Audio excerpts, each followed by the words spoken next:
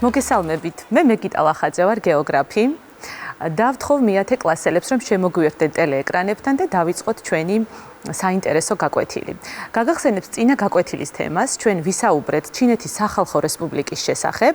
შეგახსენებთ ძირითადად რაზე გავაკეთეთ აქცენტი, რა განვიხილეთ, ეს იყო ჩინეთის გეოგრაფიული მდებარეობის როლი თვითონ ქვეყნის განვითარებაში, დეტალურად განვიხილეთ მისი საზღვრების როლი და სოციალური, ეკონომიკური, პოლიტიკური სიმძლავრეები და ქვეყნის განვითარება. დღევანდელი გაკვეთილი გახლავთ იაპონია, რომელიც ასევე აღმოსავლეთ აზიის რეგიონის სახელმწიფოს წარმოადგენს და რა თქმა უნდა აქაც განვიხილავთ ქვეყანას, თუმცა მოდი დღეს სხვა მიმართულებით წავიდეთ, სხვა მიზნიდან ამოვიდეთ და დღეს უკვე ყურადღებას გავამახვილებთ ქვეყნის ტრადიციებზე, ისტორიულ და გეოგრაფიულ თავისებურებებზე, რომელსაც უმნიშვნელოვანესი როლი უჭირავს ქვეყნის განვითარებაში.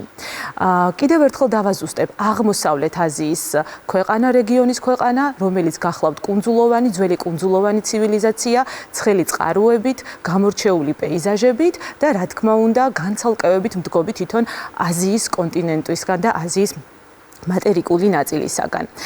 ვიდრე უშუალოდ განვიხილავდეთ თქვენთან ერთად და უფრო მეტად ვიმსჯელებდეთ ქვეყნის სხვადასხვა მიმართულებით განვითარებაზე და მნიშვნელობაზე, მინდა აუცილებლად გავიხსენოთ ის მნიშვნელოვანი და შემორჩენილი ტრადიციები, რომელსაც იაპონიამ ასეთი სახით, ასეთი მდგომარეობით დღემდე შემოინახა და რა თქმა უნდა, გვაზიარებს ჩვენს უცხოელებს თავის ტრადიციებს. შეგვიძლია ამისათვის გავიხსენოთ თუნდაც ჩაისმის რიტუალი, ჩაისმის ტრადიცია, რომელსაც ადგილობრივები სადოს უწოდებენ, რაც ჩაის გზას ნიშნავს.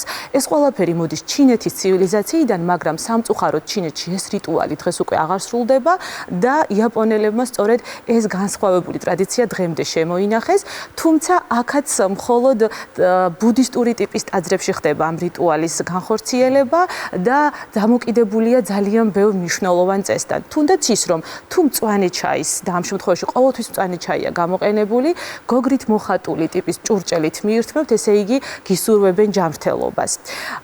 აი ეს რიტუალი ძალიან მნიშვნელოვანია თვითონ იაპონელებისთვის და მის უშუალოდ სმის პროცესაც კი ჩაისმის პროცესაც კი თავისი წესები გააჩნია. არ შეიძლება არ განვიხილოთ საკურას ყვავილობის პერიოდი, რომელიც იწყება მარტის ბოლოს და 2 კვირა გრძელდება, განსაკუთრებით აღნიშნავს ამ ყველაფერს იაპონია, ასევე კიმონო, მათი ეროვნული ტანსაცმელი, რომელსაც იყენებდა როგორც ქალი, ასევე მამაკაცი, გეტა, იაპონური ხის ფეხსაცმელი, რომელიც უცხოელებისთვის საკმაოდ სახიფათოა, თუმცა არაჩვეულებრივად ფლობენ მის ტარების უნარი გააჩნიათ და სამხედრო მოქმედებებისაც კი ძველი იაპონელები, სამურაები მას იყენებდნენ კიდევაც და სამურაები ვახსენე, ეს არის ინდუსტრიამდელი სამხედრო პირები. აი ეს ყველაფერი ეს ტრადიციები, რაც ქვეყანამ დღემდე შეინარჩუნა, ალბათ ბევრ გარკვეულ თავისებურებებთან არის დამოკიდებული.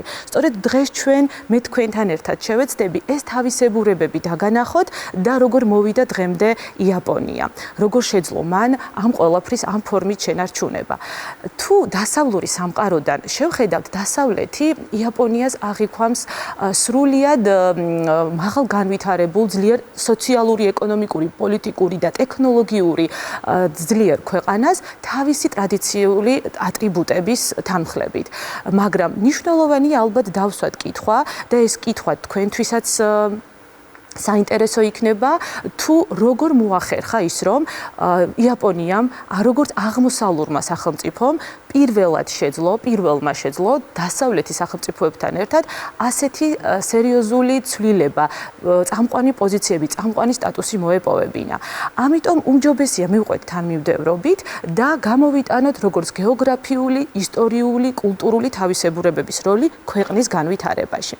მოდით მე ამ შემთხვევაში დავიწყებ, რა თქმა უნდა, თვითონ იაპონიის გეოგრაფიული მდებარეობით, თვითონ იაპონია, რომელიც კიდევ ერთხელ ვიმეორებ, კუნძულოვან არქიპელაგია და ქვეყანა არქიპელაგს წარმოადგენს, მდებარეობს წყნარ ოკეანის ტერიტორიაზე, შედგება დაახლოებით 6852 კუნძულისაგან, თქვენ ამას ხედავთ კიდეც სწორედ ეკრანზე და უმეტესად დატვირთვა მოდის კუნძულ ჰოკაიდოზე, რომელიც ყველაზე მეტად ათვისებული და დასახლებულია. რა თქმა უნდა, სხვა კუნძულებიც მნიშვნელოვანია, თუმცა თუ მთლიანი კუნძულების საერთო ფართობს წარმოვიდგენთ, დაახლოებით ჩვენ ეს ფართობი შეგვიძლია შევადაროთ ვიეტნამის, ფინეთის ფართობს და ამერიკის შეერთებული შტატების, კალიფორნიის შტატის ფართობზეც კი მცირე საერთო მთლიან ფართობს ქმნის ქვეყნის ტერიტორია. გარდა ამისა, მნიშვნელოვანია მისი კლიმატი.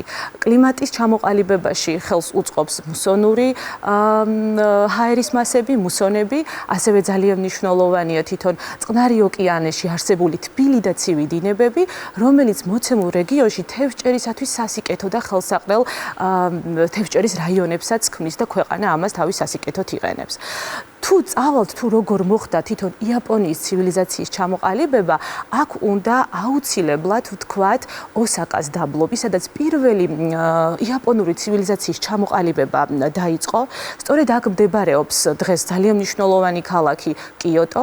შემდეგ უკვე ოსაკას დაბლობიდან მოსახლეობამ უკვე გადაინაცვლა უფრო მეტად ნაყოფიერ მიწებზე, სტრატეგიულ მიწებზე, როგორიც იყო კანტოს დაბლობი და სწორედ აქ მდებარეობს თვითონ იაპონიის ერთ-ერთი და არა მარტო ერთ-ერთი მთლიან მსოფლიოს უდიდესი აგლომერაცია ტოკიო და იაპონიის ყველაზე დიდი ქალაქი თვითონ ტოკიო, რომელიც ათვისებულია ძალიან მჭიდროდ დასახლებულია და მნიშვნელოვან პოლიტიკურ, სოციალურ და ეკონომიკურ როლს თამაშობს თვითონ ქვეყნისათვის. გარდა ამისა, მნიშვნელოვანია ასევე ვთქვათ, რომ თვითონ ქვეყანა მთაგორიანია. ძალიან ბევრი მდინარეები აქვს, თუმცა უმეტესად ეს მდინარეები არის მთის, ამიტომ ხვდებით უკვე, რომ მთის მდინარეები არის ძალიან სწრაფი, ძალიან ჩქარი, ამიტომ მათი ათვისება და გამოყენება ძალიან რთულია. შესაბამისად, მოსახლეობა ამიტომ უფრო მეტად სანაპირო ზოლს ირჩევს როგორც დასახლების არეალს და სწორედ იქ სახლდება და იწყებს შემდგომში სხვადასხვა ტიპის სამეურნეო საქმიანობის განხორციელებას. ეს რაც შეიძლებოდა ჩვენ გვეთქვა უშუალოდ თვითონ ქვეყნის გეოგრაფიულ მთავარ მინიშნებებზე, მაგრამ აუცილებლად ასევე ჩვენ აქ უნდა ვთქვათ და დავსვათ კიდევ ერთი კითხვა. ეს კითხვა მდგომარეობს შემდეგში. თუ რა როლი ითამაშა სწორედ ტრადიციებმა, გეოგრაფიულმა და ისტორიულმა და კულტურულმა თავისებურებებმა ქვეყნის განვითარებაში. ასეთ შემთხვევაში ალბათ თქვენც დამეთანხმებით, თუ ჩვენ კიდევ ერთხელ ვიმეორებ პირისპირ მოგვეცემოდა მსჯელობის საშუალება, რომ ძალიან დიდი მნიშვნელობა აქვს იმ ტრადიციების და იმ თვითყოფადობის შენარჩუნებას, რაშიც სწორედ გეოგრაფიულ თავისებურებას კიდევ ერთხელ ვიმეორებ მნიშვნელოვანი როლი უჭირავს. რა თვალსაზრისით?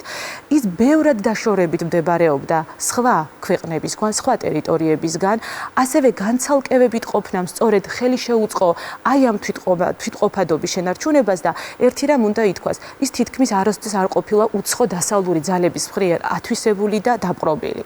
გარდა ამისა, ძალიან სამნიშნელოვანია გავიხსენოთ ისტორიული თავისებურება, რაც დაკავშირებულია იაპონიის იზოლაციასთან, თვითიზოლაციასთან, რომელმაც 200 წელზე მეც გასტანა, დაიწყო მე-17 საუკუნეში იაპონიამ ჩაკეტა სხვა ყველა გარე სამყაროსთვის თავისი საზღვრები და ფაქტობრივად ნულთან დაიყო, ნულოვანი გახადა კონტაქტი სხვა ტერიტორიებთან, სხვა ქვეყნებთან, მაგრამ აქაც ისევ და ისევ მნიშვნელოვანი რჩებოდა ის პრობლემა, რაც ქვეყანას დღეს ისევ აწუხებს, ეს არის ბუნებრივი რესურსების სიმცირე და მიწების სიმცირე. ამ პერიოდისთვის, ამ შემთხვევაში, რა თქმა უნდა, ძალიან მნიშვნელოვან როლს იმისთვის, რომ ეს რესურსები როგორღაც მოეძიებინა თავისი ქვეყნის საზღვრების გარეთ, სწორედ ამ მნიშვნელოვან როლს ასრულებდა კორეის ნახევარკუნძული. ჩვენ ეს შეგვიძლია ვნახოთ სწორედ აი ამ რუკაზე.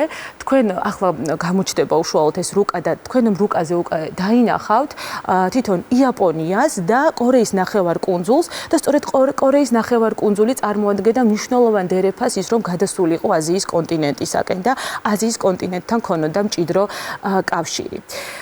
გარდა ამისა, თავისთავად თვითონ აი ამ იზოლაციას თავისი შედეგებიც ჰქონდა. თუ ისე ისტორიულ მახასიათებლებით განვიხილავთ, მაშინ იზოლაციის შედეგები რა იყო? ის რომ შეფერხდა ქვეყნის სოციალური და პოლიტიკური განვითარება, თუმცა თუ გავიხსენებთ კოლონიურ პერიოდს და ამ კოლონიური პერიოდის გახსენებისთვის ჩვენ დაგვეხმარება სწორედ შემდეგი რუკა. ეს რუკა გახლავთ, სადაც სწორედ ასახულია თუ როგორ იყო მსოფლიო გადანაწილებული დასავლეთის კოლონიური სამყაროს მხრიდან, სწორედ ამ რუკაზე თქვენ ახლა უკვე დაინახავთ, რომ იაპონია არასოდეს არ ყოფილა დასავლეთის მიერ კოლონიზირებული, ანუ კოლონიის პერიოდი მას ფაქტობრივად არ შეხებია სხვა აზიური სახელმწიფოებისგან განსხვავებით. ამიტომ ამან ამ მხრივ ითამაშა დადებითი როლი და სწორედ აი ამ პერიოდში ვითარდება და ძალიან იხვეწება ეროვნული კულტურა და ტრადიციები, მაგრამ ძალიან ეშლება ხელი სავაჭრო ეკონომიკურ ურთიერთობებს და აი ასეთ საბაზრო ტიპის ურთიერთობებს. თვითონ ეს კოლონიზაციის პერიოდის შემდეგ, რა თქმა უნდა, თავისთავად იზოლაციის პერიოდი გრძელდება მე-19 საუკუნის შუა პერიოდამდე და როდესაც სრულდება იზოლაციის პერიოდი, სრულიად განსხვავებულ იაპონიას ვიღებთ. იაპონიაში ძალიან სწრაფი ტემპით მიდის ინდუსტრიალიზაციის ტემპი, იზრდება რა თქმა უნდა, სწრაფად მოდერნიზდება ქვეყანა და სწორედ აქ იწყებს დასავლური ელემენტების შემოტანას, ოღონდ რაციონალური თვალსაზრისით ითვისებს და კონსერვირებული, ეგრეთ წოდებული დაკონსერვებული ტრადიციები ფაქტობრივად არ მოიშალა, რადგან კარგად გაუძლო უცხოური ძალის შემოსვლა შემდგომ პერიოდში. საერთოდ იცვლება ქვეყნის როლი მეორე მსოფლიო ომის შემდეგ, რადგან ქვეყანა მთავარ აქცენტს აკეთებს სწორედ განათლებაზე და განათლებაა პრიორიტეტი და მისი სოციალური და ეკონომიკური ღირებულება დღეს ძალიან კარგად იცის იაპონია ყველაზე განათლებულ ერთ-ერთ ქვეყანას წარმოადგენს და ასევე ცვლის სამხედრო თვალსაზრისით თავის დამოკიდებულებას, ის უარს ამბობს ომზე და ძალის მიერ გამოყენებაზე სხვადასხვა საერთაშორისო კონფლიქტებში.